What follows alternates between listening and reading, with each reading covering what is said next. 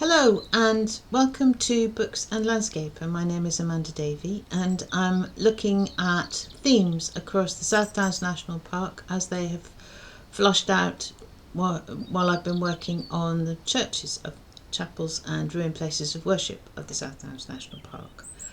Today is a massive predictable topic of paths and footpaths. It is going to contain a large number of lists, for which apologies, because this may be a little tedious, but there are so many churches that are on footpaths. The whole point of starting the book, well, what triggered the book were the footpaths in the South Downs. We had a bus ram us in the back of the car, and I got whiplash and was recommended to do a lot of walking, but walking on the same path is a bit boring. And I wanted to know a lot more about the national park, and driving past Lullington Church in East Sussex, it suddenly occurred to me, in spite of its lack of car park, that going and visiting the churches would be a very good access to the paths, because paths have to go to churches in order to get to church. It took about 3 churches before I stopped really looking that much at the paths, because the churches became such a focus, a feature, that they are all so unique, they are all so fascinating, new or old or Victorian renovations, the history in them all. Anyway, so there are a lot of footpaths. I've got 3 themes that I'm building this around: long distance paths, shorter paths, and paths that are not official but are still interesting and have interesting stories that go with them. So the long distance paths, none of this is everything. It's not possible to do everything. It's just, well, it's more than a snapshot, but it's less than complete. So in the west of the national park is the Itchen Way, which is an old track, and that shares part of the Pilgrim's Way but keeps along the river line and goes past Martyr Worthy, and also on its north-south alignment is below St Catherine's Hill. This is in no particular order. The Monarch's Way follows a presumed route taken by Charles II after the Battle of Worcester in 1651. It goes through the national park and passes near to a good number of the churches. In particular Racton, where he is supposed to have rested in the cottage next to the church, timber frame, beautiful cottage, while his friend Colonel George Gunter, lord of the then manor, living in the then manor house, which was damp, so isn't there anymore, who arranged for his eventual safe passage from Shoreham port. So it passes Owslebury, Upham, Warnford, Hambledon, Stansted Park, Stoughton, West Dean in West Sussex, Houghton, Arundel, Findon, Bramber, but not actually Old Shoreham. It sort of diverts around there. The Old Way is a new route made in 2020 by the British Pilgrimage Trust, and is based loosely on the route marked for the pilgrims that went between Southampton and Canterbury, as depicted on the Gough Map of 1390 to 1410, so a very ancient map, very small scale, so they've had great fun twiddling around. Many churches are on the line: Wickham, Chichester Cathedral, Eartham, Slindon, Arundel, Patching, it feels a bit like announcing trains, doesn't it?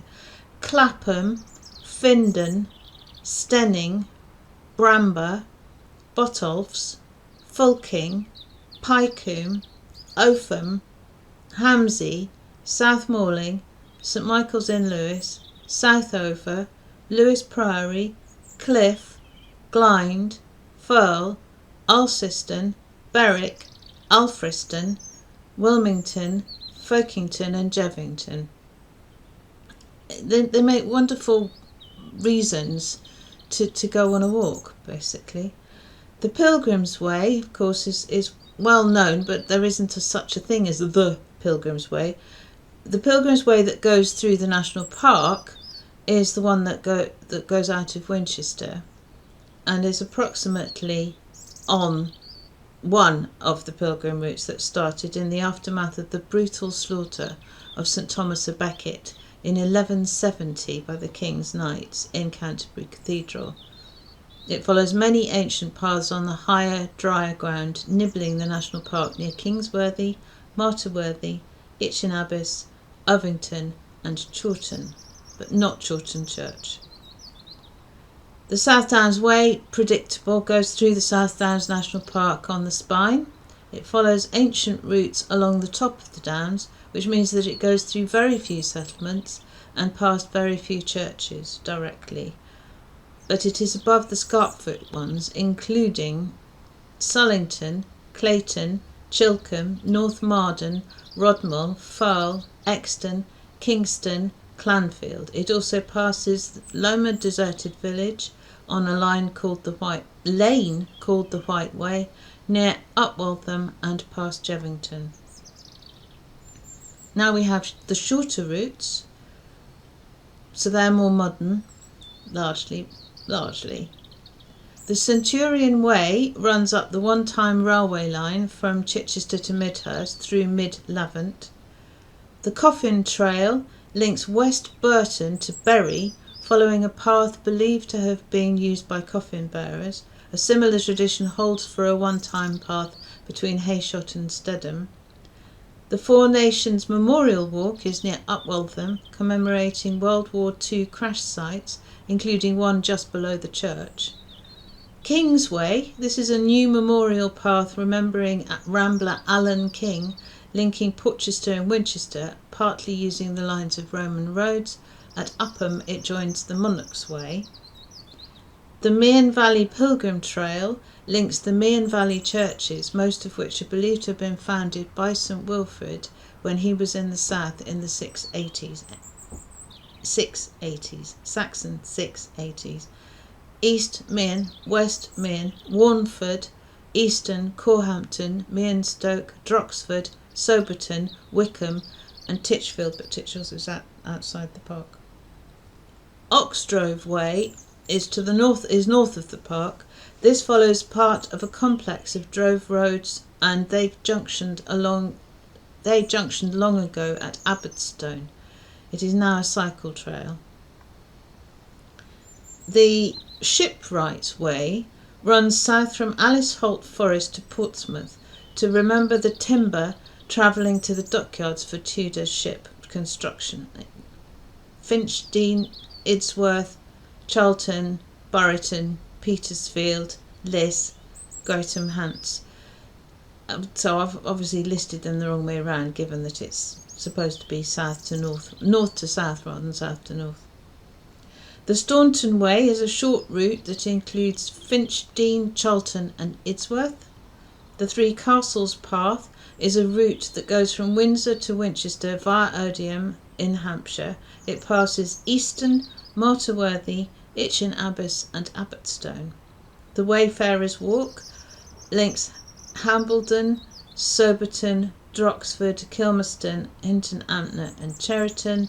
The Writer's Way is Farringdon, Selborne, West Weldham and Chawton. That celebrates Jane Austen and Gilbert White in particular. Then the non-official but interesting lanes or ancient routes. Ham Lane in Lewes is on an ancient track which ran from Kingston to ford the River Ouse at Southampton.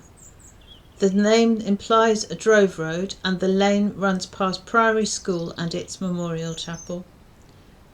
Jugs Lane is part of an ancient drove road that by the medieval period was used by Brighton fishwives to carry their fish to market in Lewes in baskets or jugs with the help of donkeys, which must have helped enormously with the lolloping downs.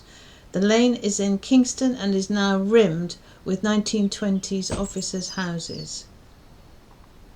The Old British Way is marked on the Arundel sheet of the Ordnance Surveyor's drawing that led to the first series Ordnance Survey 1-inch maps and it's dated 1805. It is now called Long Lane and is north of Compton, south of North Marden, and ran through Chiltern. The old coach road was a short-lived turnpike of 1752 that went from Berwick aiming for Alfriston along the line of an Underhill lane. In spite of salt making across the estuaries having been a crucial medieval industry, I noticed few references to salt in the routes. There is a salt way in Beauworth. And finally, and I think personally the most important, is the Underhill lane, which is an occasional survival as a road or lane.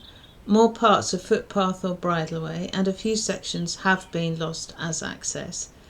It is, as it appears to be, a path under the hill, but always above the lower land, which would have been wet to travel upon.